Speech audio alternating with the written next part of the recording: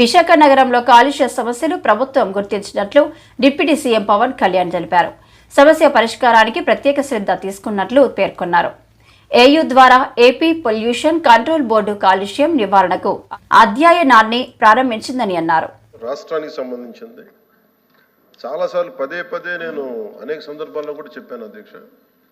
ఇది చాలా భావోద్వేగంతో చాలా త్యాగాల మధ్య నడుమున వచ్చిన స్టీల్ ప్లాంట్ అధ్యక్ష. ఇది గతంలో కూడా గత వైసీపీ పాలనలో కూడా అది ప్రైవేటీకరణ జరగబోతోంది. ఆ రోజున మన మంత్రి గారు చెప్తున్నాడు, అచ్చెన్నాయుడు గారు చెప్తున్నాడు, ఎందుకు ఆ రోజు ధర్నా చేశారు, వీళ్ళందరూ ఎందుకు వచ్చారంటే దానికి ఆ సమయంలో జరిగింది ఏంటంటే కొంతమంది కార్మిక సంఘాల నాయకులు కూడా ఎయిర్పోర్ట్కి వెళ్ళి అప్పుడు ముఖ్యమంత్రి గారు చెప్పిన మాటలు ఏంటంటే మేము దీన్ని కొంత భూమిని అమ్మేస్తాం మీకు ఇస్తామని చెప్తే అది నిర్వీర్యం చేయడానికి వాళ్ళు ప్రయత్నం చేస్తే మేమందరం అడ్డుకున్నాం అధ్యక్ష, మా అందరితో సహా. ఇది మొన్న కూడా కార్మిక సంఘాల నాయకులతో కూర్చున్నప్పుడు ఇదే అభ్యర్థన ఇచ్చారు. ఇది ప్రైవేటీకరణ చేయకూడదంటే మీరు ఎంత కమిటెడ్గా ఉన్నారో మేము అంతే కమిటెడ్గా ఉన్నాం. 2021 ఫిబ్రవరిలో మేము అమిత్ షా గారిని కలిసాం అధ్యక్ష. హోంమంత్రి అమిత్ షా గారిని కలిసి వారికి నేను ఇచ్చింది కూడా ఏంటంటే ఇది మాకు చాలా భావోద్వేగాలతో కూడింది, చాలా త్యాగాలతో కూడింది, దయచేసి దీన్ని ఎట్టి పరిస్థితుల్లో ప్రైవేటీకరణ చేయకండి అని చెప్పాం అధ్యక్ష. అలాగే మీరు గతంలో కూడా 2019-14 ఆ సమయంలో డ్రెడ్జింగ్ కార్పొరేషన్ ఆఫ్ ఇండియాను కూడా దాన్ని ప్రైవేటీకరణ చేస్తామంటే మేమే ముందుండి దాన్ని ఆప్ చేసాం అధ్యక్ష. ఇది మేమేమనుకుంటే పబ్లిక్ సెక్టార్ యూనిట్స్ లాభసాటిగా ఉన్నాయి, లాభాల దిశగా నడుస్తున్నాయి, కొద్దిపాటి నష్టాల దిశగా నడుస్తున్నాయి, వాటిని ముందుకు తీసుకెళ్ళాలి, ప్రభుత్వాలు పిఎస్యూస్ నడవాలనేది మా ఆకాంక్ష మా అందరినీ. When it comes to Vizag steel plant, we are extremely committed not to privatize. ఇది మా అందరి కమిట్మెంట్ అధ్యక్ష. అలాగే దీనికి ఇందాక మంత్రి గారు చెప్తున్నట్టుగా దీన్ని రన్ చేసే ఇష్యూస్లో చాలా లోపాలు ఉన్నాయి అధ్యక్ష. దాన్ని స్కిల్ని ఎన్హాన్స్ చేసుకోవాలి, దాన్ని కొంత పెట్టుబడి కావాలి, దానికి కొంత క్యాప్టివ్ మైండ్స్ కావాలి, లాట్ ఆఫ్ ఛాలెంజెస్ ఉన్నాయి. ప్రతిసారి నేను కార్మిక సంఘాలతో కూడా ప్రత్యేకించి ఈ మధ్యన ఒక 4 రోజుల క్రితం కూడా మాట్లాడడం జరిగింది అధ్యక్ష. వాళ్ళు కూర్చోబెట్టి దానికి సంబంధించి మీరు ఒక సమగ్రమైన ఒక కార్యాచరణ ఇవ్వండి మాకు. మీరు వస్తే నేను కేంద్ర ప్రభుత్వం నేను ప్రత్యేకించి నేను కూడా నాకు సంబంధించి నేను కూడా తీసుకెళ్తాను తెలియజేస్తాను అధ్యక్ష. So we are extremely committed not to private this. I hope you're all satisfied. Okay LOP గారు కూర్చో అధ్యక్ష. ఇది చాలా సెంటిమెంట్తో కూడుకున్న అంశం అధ్యక్ష. విశాఖ స్టీల్ ప్లాంట్ కర్నూలులో హైకోర్టు బెంచ్ పెట్టిస్తామని ఎన్నికల మేనిఫెస్టోలో చెప్పాం. వీలైనంత త్వరలో ఆ హామీని నెరవేర్చేందుకు అన్ని విధాలా కృషి చేస్తున్నామని, అందులో భాగంగానే అసెంబ్లీలో తీర్మానం చేశామని ముఖ్యమంత్రి చంద్రబాబు నాయుడు అన్నారు. ఈరోజు రాయలసీమ మొత్తం మనం చూస్తే నీళ్లు ఇవ్వగలిగితే, హార్టికల్చర్ ని మనం అభివృద్ధి చేయగలిగితే ఆ ప్రాంతానికి మహర్దశ వస్తుందని చెప్పి కూడా నేను మీకు తెలియజేస్తున్నా. కొన్ని అడ్వాంటేజెస్ ఉన్నాయి అధ్యక్ష.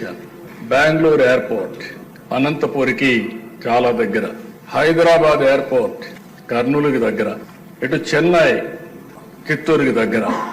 ఈ 3 అవకాశాలు ఉపయోగించుకోగలిగితే ఆ ప్రాంతాన్ని బ్రహ్మాండంగా అభివృద్ధి అయ్యే అవకాశం ఉంటుంది. ఇంకో పక్క ఇన్ఫ్రాస్ట్రక్చర్ కూడా మీరు చూస్తే రాయలసీమలో బెస్ట్ రోడ్స్ వచ్చాయంటే నేషనల్ హైవే కానీ స్టేట్ హైవే కానీ అది తెలుగుదేశం పార్టీ హయాంలోనే వచ్చాయి దశ. అవన్నీ కూడా ఆ రోజు ప్రతిపాదన పెట్టాం, అవన్నీ వచ్చాయి. ఇంకొక పక్క ఓర్వకల్లో ఎయిర్పోర్ట్ కట్టాం. ఇంకొక పక్క మీరు చూస్తే ఈరోజు తిరుపతి ఎయిర్పోర్ట్ ని ఎక్స్పాండ్ చేసి రన్వే పెంచి ఈరోజు ఒక హబ్ గా ఇంటర్నేషనల్ ఫ్లైట్స్ కూడా రావడానికి చూసాం. కడప ఎయిర్పోర్ట్ ను కూడా రన్వే ఎక్స్పాండ్ చేసి నైట్ ల్యాండింగ్ ఫెసిలిటీ కూడా పెట్టే పరిస్థితికి వచ్చాం. అంటే ఈరోజు ఏ ప్రాంతంలో లేనటువంటి 4 ఎయిర్పోర్ట్లకు ఉన్నాయి దిశ. ఒక పక్క తిరుపతి, ఇంకో పక్క కడప, ఓర్వకల్, ఇంకో పక్క పుట్టపర్తి ఒకటి ప్రైవేట్ ఎయిర్పోర్ట్ ఉంది. అడ్వాంటేజ్ కింద బెంగళూరు కూడా వచ్చే పరిస్థితి వస్తుంది దిశ. ఈరోజు ప్రభుత్వం ఏదైతే ఎన్నికల మేనిఫెస్టోలో పెట్టామో కర్నూలులో హైకోర్టు బెంచ్ పెట్టాలని చెప్పి ఆ రోజు ఎన్నికల మేనిఫెస్టోలో చెప్పాం. దాని ప్రకారం నిన్నే కేబినెట్లో తీర్మానం చేసి అసెంబ్లీలో కూడా తీర్మానం చేసి అటు హైకోర్టుకి గవర్నమెంట్ ఆఫ్ ఇండియా కూడా పంపిస్తాం. వీలైనంత తొందరలో కర్నూలులో హైకోర్టు బెంచ్ రావడానికి ఈ ప్రభుత్వం అన్ని విధాల ప్రయత్నం చేస్తాం. ఇంత మునుపు ఏదైతే అక్కడ లోకాయుక్త కానీ స్టేట్ హ్యూమన్ రైట్స్ కమిషన్ కానీ ఇలాంటి ట్రిబ్యునల్స్ ఏమైనా ఉంటే అవి కూడా అక్కడే ఉంటాయి. అవి కూడా షిఫ్ట్ చేయడం లేదని చెప్పి మరొకసారి తెలియజేస్తున్నా.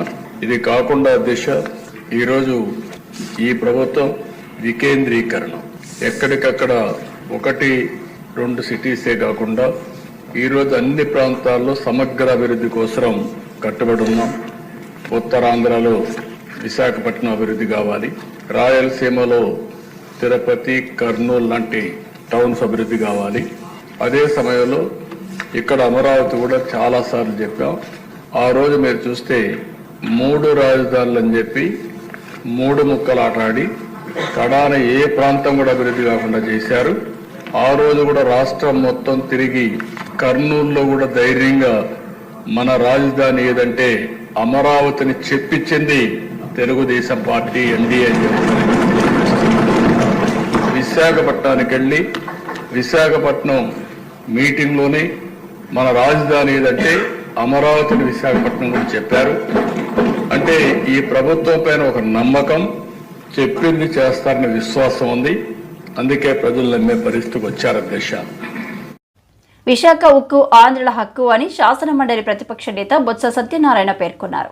మండలిలో గురువారం విశాఖ స్టీల్ ప్లాంట్ ప్రైవేటీకరణపై వైఎస్ఆర్సీపీ సభ్యులు ఆందోళన వ్యక్తం చేశారు. తెలిందో వాటి మీద వచ్చి ఎన్నికలే 6 నెలలు 7 నెలలు అయింది కాబట్టి ఏం చేశారు దాని మీద మేము చర్చ అడిగాం. అధ్యక్ష, మంత్రి గారు వచ్చి చెప్తున్నారు ఈ 150 రోజుల్లో మేము చేసిన ఘనకార్యాలు చెప్తా ఉన్నారు. ఓకే, ఫైన్, మీరు చేసిన ఘనతలు ఘనకార్యాలు ఇంకా చేయబోయేది అని చెప్పడం తప్పు కాదు. కానీ మేము చేసిన విధ్వంసానికి కూడా తప్పులేదు.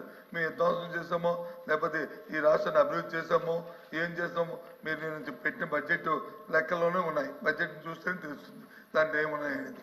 అది పక్కన పెట్టుకుంటే అధ్యక్ష, స్టేట్ అవే మేము తమ ద్వారా మేము రిక్వెస్ట్ చేసినట్టు ప్రభుత్వాన్ని ఏదైతే వాగ్దానం చేయాలో వాగ్దానం మీద చర్చకి అనుమతి ఇవ్వండి.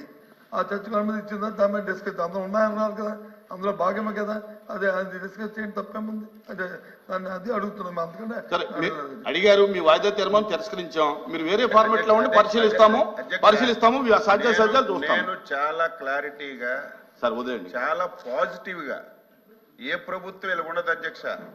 ప్రతి విషయాన్ని చర్చిద్దామని చెప్పి నేను సభాముఖంగా తెలియజేస్తున్నా. అయితే అధ్యక్ష, మీరు ఏదైతే వాళ్ళు వాయిదా తీర్మానం ఇచ్చారో దాన్ని మీరు తిరస్కరించామని చెప్పిన తర్వాత నేను లేచి మీకు అంత ఇంట్రెస్ట్ గా ఉంటే 150 రోజులు పరిపాలన మీద చర్చిద్దాం, అందులో సూపర్ 6 గురించి కూడా చర్చిద్దాము, మీరు అనుమతి ఇవ్వండి అని ఇంత స్పష్టంగా చెప్తే ఇంకేముంది ఇందులో? అనుమానం ఏమైనా ఉందా? మీరు మాట్లాడండి. 150 రోజుల మీద చర్చ పెడదాం. వచ్చిన వాయిదా వేసి పెట్టండి. దాని మీద మీరు సూపర్ 6 లో మాట్లాడండి. 150 రోజుల్లో ఏం చేశామని చెప్తాం. గత 5 సంవత్సరాలు మీరు చేసిన నిర్వాహం పోసగుచ్చినట్టుగా చెప్తాం. ఈ రోజు 150 రోజుల్లో ఏం చేశామని చెప్తాం. రేపు భవిష్యత్తులో ఏది చేస్తామో కూడా చెప్తాం క్లారిటీగా. నిన్న మా ముఖ్యమంత్రి గారు శాసనసభలో అర్థంలా చెప్పారు అధ్యక్ష. 150 రోజుల్లో ఏం చేశామనేది, గత 5 సంవత్సరాలు ఈ రాష్ట్రం ఏ విధంగా నష్టపోయామో కూడా వివరంగా చెప్పాం. అదే చర్చ ఇక్కడ పెట్టమంటున్నా. మీరు ఏదైతే నోటీస్ ఇచ్చారో దాని మీద కూడా డిస్కస్ చేద్దామని చెప్పి నేను సభకి తెలియజేస్తున్నాను. దేని మీద డిస్కస్ చేయడానికైనా ప్రభుత్వం సిద్ధంగా ఉంది అని చెప్పి సభ్యులకు తెలియజేస్తున్నాను. వదిలేండి, ఇంకా వదిలేండి. Question number 13525 deputy chief minister. నమస్కారం అధ్యక్ష, గౌరవ సభ్యులందరికీ కూడా నమస్కారం. నా 3 ప్రశ్నలు అధ్యక్ష. మొదటి దానికి లేదండి, డీటెయిల్ చెప్పాలంటే national ambient air quality standard 2009 కింద కేంద్ర ప్రభుత్వంలోని పర్యావరణం, అడవులు, వాతావరణ మంత్రిత్వ శాఖ నోటిఫై చేసిన ప్రమాణాలను అనుసరించి సెంట్రల్ పొల్యూషన్ కంట్రోల్ బోర్డు మార్గదర్శకాలకు అనుగుణంగా national air quality monitoring programme కింద రాష్ట్రంలో పరిసర వాయు నాణ్యతను ఆంధ్రప్రదేశ్ కాలుష్య నియంత్రణ మండలి పర్యవేక్షిస్తూ ఉంది. 2024 జనవరి నుండి సెప్టెంబర్ 24లో విశాఖపట్నం యొక్క గాలి నాణ్యత క్యూబిక్ మీటర్ సగటున 86 మైక్రోగ్రాముల సాంద్రతను చూపిస్తూ ఉంది. ఇది కేంద్ర ప్రభుత్వ పర్యావరణ అడవులు వాతావరణ మంత్రిత్వ శాఖ నోటిఫై చేసిన ప్రమాణాల ప్రకారం క్యూబిక్ మీటర్కు 60 మైక్రోగ్రాముల నిర్దేశిత ప్రమాణం కంటే సుమారు 1.43 రెట్లు ఎక్కువ. అలాగే రెండో ప్రశ్నకు అధ్యక్ష, విశాఖపట్నంలోని వాయు కాలుష్యానికి సంబంధించి ప్రపంచ ఆరోగ్య సంస్థ ప్రత్యేకంగా ఎటువంటి నివేదిక లేదా హెచ్చరికను విడుదల చేయలేదు. 2024 సంవత్సరంలో జనవరి-సెప్టెంబర్ 24 మధ్యలో ఆంధ్రప్రదేశ్ పొల్యూషన్ కంట్రోల్ బోర్డు పర్యవేక్షించిన విశాఖపట్నం నగరం యొక్క consolidated air quality data particulate matter యొక్క వార్షిక సగటు సాంద్రత 86 మైక్రోగ్రామ్ పర్ క్యూబిక్ మీటర్గా వర్ణిస్తుంది. ఇది నిర్దేశిత జాతీయ ప్రమాణం 60 మైక్రోగ్రామ్ పర్ క్యూబిక్ మీటర్ ద్వారా విశాఖ స్టీల్ ప్లాంట్ ప్రైవేటీకరణ ఆపాలని శాసన మండలిలో వైఎస్ఆర్సీపీ సభ్యుల ఆందోళనకు దిగారు. ప్రైవేటీకరణకు వ్యతిరేకంగా మండలిలో తీర్మానం చేయాలని ప్రతిపక్ష సభ్యులు డిమాండ్ చేశారు. స్టీల్ ప్లాంట్ను సెయిల్లో ఎందుకు విలీనం చేయడం లేదని ప్రశ్నించారు. ప్రతిపాదనలు చేశారు అధ్యక్ష. అలాగే 2500 మంది పెర్మనెంట్ కార్మికులకేమో విఆర్ఎస్ ఇచ్చేయడానికి ప్లాన్ చేస్తున్నారు అధ్యక్ష. అలాగే వాళ్ళు కోరుకుంటున్నారు అధ్యక్ష ఇది సెయిల్లో విలీనం చేయాలి అని. మరి ప్రైవేటైజేషన్కి అడుగులు వేయకపోతే సెయిల్లో ఎందుకు అధ్యక్ష వీళ్ళు విలీనం చేయట్లేదు? అలాగే తీసుకుంటే 1500 కోట్ల ఆర్థిక సహాయం ఇస్తే చక్కగా రన్ చేసుకుంటామని చెప్తున్నారు అధ్యక్ష స్టీల్ ప్లాంట్ కార్మికులు. అలాగే పెట్టుబడుల ఉపసంహరణ నిర్ణయాన్ని వెనక్కి తీసుకుంటున్నామని కేంద్రంతో ఏమైనా అనౌన్స్మెంట్ చేయిస్తే అప్పుడు నమ్ముతారు అధ్యక్ష. మరి వాళ్ళు 1300 రోజులుగా దీని మీద యాజిటేషన్ చేస్తున్నారు అధ్యక్ష. యాక్చువల్గా ఎన్నికల టైంలో చంద్రబాబు నాయుడు గారు, పవన్ కళ్యాణ్ గారు ప్రజలకైతే హామీ ఇచ్చారు అధ్యక్ష మా ప్రైవేటీకరణ ఆపుతామనేసి. స్టీల్ ప్లాంట్ అనేది అసలు ఒక్క ఉత్తరాంధ్ర కాదు అధ్యక్ష, స్టేట్ మొత్తానికి ఆంధ్రప్రదేశ్ రాష్ట్రానికి ఒక సెంటిమెంట్ అధ్యక్ష. అసలు దీనికోసము 32 మంది ప్రాణత్యాగాలు చేశారు అధ్యక్ష. నేను అడుగుతున్నాను, సరే వీళ్ళు లేదు అని చెప్తున్నారు, మరి లేదు అన్నప్పుడు ఈ 1500 కోట్ల ఆర్థిక సహాయం కోసం కేంద్రం దగ్గర ఏమైనా ప్రతిపాదన పెట్టారని అడుగుతున్నాను అధ్యక్ష. ఎందుకంటే కర్ణాటకలో తీసుకుంటే కుమారస్వామి గారు భద్రావతి స్టీల్ ప్లాంట్కి ఏమో 30,000 కోట్లు తెచ్చుకున్నారు అధ్యక్ష. 2 ఎంపీలే ఉన్నారు, మనకి 31 మంది ఎంపీలు ఉన్నారు. కూటమి ప్రభుత్వం కేంద్రంలో కూడా ఉంది అధ్యక్ష. సో ఇది ప్రైవేటీకరణ దిశగా జరుగుతున్న అడుగులను ఆపాల్సిన బాధ్యత ఈ ప్రభుత్వం మీద అయితే ఉంది అధ్యక్ష. అలాగే వైజాగ్ స్టీల్ ప్లాంట్తో పాటు ఛత్తీస్గఢ్ స్టీల్ ప్లాంట్కి కూడా కేంద్రం ప్రతిపాదించింది, కానీ ఎన్నికల టైంలో ఆపేశారు అధ్యక్ష. మన స్టీల్ ప్లాంట్కి మాత్రం అవేం ఆపట్లేదు. అసలు కాంట్రాక్ట్ కార్మికులు కుటుంబ సభ్యులు వాళ్ళకి జీతాలు ఇవ్వకపోవడం వలన చిన్న బడ్డీ కొట్లు నడుపుకుంటూ బ్రతుకుతున్నారు అధ్యక్ష. కాబట్టి అసలు మన ప్రభుత్వం, ఈ కూటమి ప్రభుత్వం, సీఎం గారు ఏమైనా లేదా డిప్యూటీ సీఎం గారైనా ప్రధానమంత్రి గారితో మాట్లాడారా ప్రైవేటీకరణ ఆపమని? లేదంటే అలాంటి ప్రతిపాదన ఏమైనా పెట్టారా లేదని అడుగుతున్నాం అధ్యక్ష. వెంకటేశ్వర అధ్యక్ష, ఇక్కడ మేము చెప్పదలిచింది ఏమంటే విశాఖ నగరంలో కాలుష్య సమస్యలు ప్రభుత్వం గుర్తించినట్లు డిప్యూటీ సీఎం పవన్ కళ్యాణ్ తెలిపారు. సమస్య పరిష్కారానికి ప్రత్యేక శ్రద్ధ తీసుకున్నట్లు పేర్కొన్నారు. ఏయూ ద్వారా ఏపీ పొల్యూషన్ కంట్రోల్ బోర్డు కాలుష్యం నివారణకు అధ్యయనాన్ని ప్రారంభించిందని అన్నారు. రాష్ట్రానికి సంబంధించింది చాలాసార్లు పదే నేను అనేక సందర్భాల్లో కూడా చెప్పాను అధ్యక్ష. ఇది చాలా భావోద్వేగంతో చాలా త్యాగాల మధ్య నడుమున వచ్చిన స్టీల్ ప్లాంట్ అధ్యక్ష. ఇది గతంలో కూడా గత వైసీపీ పాలనలో కూడా అది ప్రైవేటీకరణ జరగబోతోంది. ఆ రోజున మన మంత్రి గారు చెప్తున్నాడు, అచ్చెన్నాయుడు గారు చెప్తున్నాడు, ఎందుకు ఆ రోజు ధర్నా చేశారు వీళ్ళందరూ ఎందుకు వచ్చారంటే దానికి ఆ సమయంలో జరిగింది ఏంటంటే కొంతమంది కార్మిక సంఘాల నాయకులు కూడా ఎయిర్పోర్ట్కి వెళ్ళి అప్పుడు ముఖ్యమంత్రి గారు చెప్పిన మాటలు ఏంటంటే మేము దీన్ని కొంత భూమిని అమ్మేస్తాం మీకు ఇస్తామని చెప్తే అది నిర్వీర్యం చేయడానికి వాళ్ళు ప్రయత్నం చేస్తే మేమందరం అడ్డుకున్నాం అధ్యక్ష, మా అందరితో సహా. ఇది మొన్న కూడా కార్మిక సంఘాల నాయకులతో కూర్చున్నప్పుడు ఇదే అభ్యర్థన ఇచ్చారు. ఇది ప్రైవేటీకరణ చేయకూడదంటే మీరు ఎంత కమిటెడ్గా ఉన్నారో మేము అంతే కమిటెడ్గా ఉన్నాం. 2021 ఫిబ్రవరిలో మేము అమిత్ షా గారిని కలిసాం అధ్యక్ష, హోంమంత్రి అమిత్ షా గారిని కలిసి వారికి నేను ఇచ్చింది కూడా ఏంటంటే ఇది మాకు చాలా భావోద్వేగాలతో కూడింది, చాలా త్యాగాలతో కూడింది, దయచేసి దీన్ని ఎట్టి పరిస్థితుల్లో ప్రైవేటీకరణ చేయకండి అని చెప్పాం అధ్యక్ష. అలాగే మీరు గతంలో కూడా 2019-14 ఆ సమయంలో డ్రెడ్జింగ్ కార్పొరేషన్ ఆఫ్ ఇండియాను కూడా దాన్ని ప్రైవేటీకరణ చేస్తామంటే మేమే ముందుండి దాన్ని ఆఫ్ చేసాం అధ్యక్ష.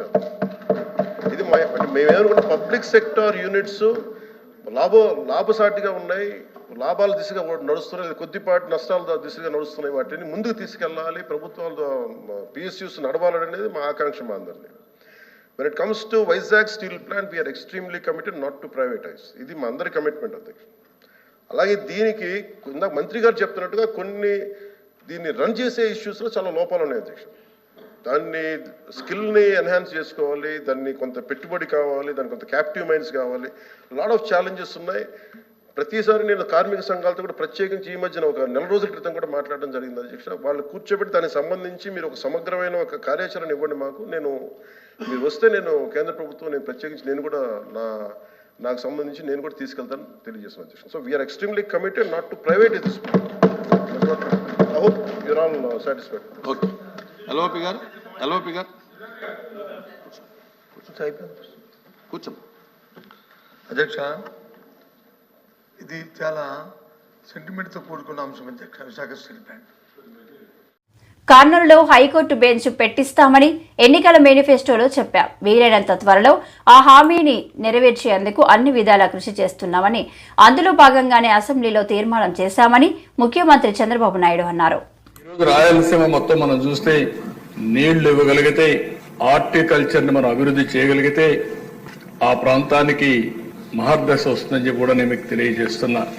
కొన్ని అడ్వాంటేజెస్ ఉన్నాయి అధ్యక్ష. బెంగళూరు ఎయిర్పోర్ట్ అనంతపూర్కి చాలా దగ్గర, హైదరాబాద్ ఎయిర్పోర్ట్ కర్నూలుకి దగ్గర, ఇటు చెన్నై చిత్తూరుకి దగ్గర. ఈ 3 అవకాశాలు ఉపయోగించుకోగలిగితే ఆ ప్రాంతాన్ని బ్రహ్మాండంగా అభివృద్ధి అయ్యే అవకాశం ఉంటుంది.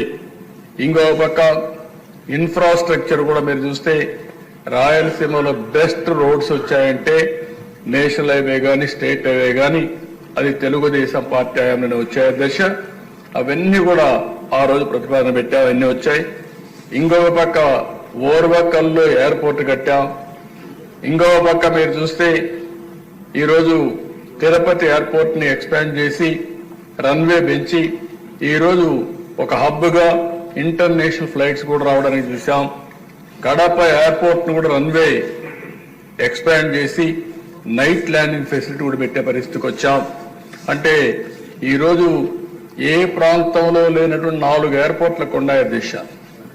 ఒక పక్క తిరుపతి, ఇంకో పక్క కడప, ఓర్వకల్, ఇంకో పక్క పుట్టపర్తి ఒకటి ప్రైవేట్ ఎయిర్పోర్ట్ ఉంది. అడ్వాంటేజ్ కింద బెంగళూరు కూడా వచ్చే పరిస్థితి వస్తుంది దిశ. ఈరోజు ప్రభుత్వం ఏదైతే ఎన్నికల మేనిఫెస్టోలో పెట్టామో కర్నూలులో హైకోర్టు బెంచ్ పెట్టాలని చెప్పి ఆ రోజు ఎన్నికల మేనిఫెస్టోలో చెప్పాం. దాని ప్రకారం నిన్నే కేబినెట్ లో తీర్మానం చేసి అసెంబ్లీలో కూడా తీర్మానం చేసి అటు హైకోర్టుకి గవర్నమెంట్ ఆఫ్ ఇండియా కూడా పంపిస్తాం.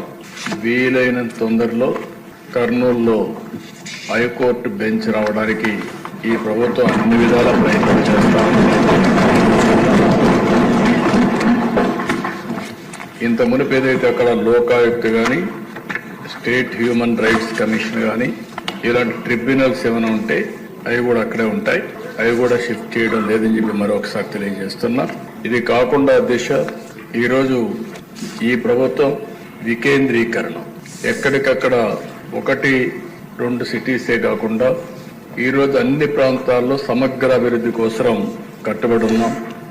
ఉత్తరాంధ్రలో విశాఖపట్నం అభివృద్ధి కావాలి, రాయలసీమలో తిరుపతి, కర్నూలు లాంటి టౌన్స్ అభివృద్ధి కావాలి. అదే సమయంలో ఇక్కడ అమరావతి కూడా చాలాసార్లు చెప్పాం.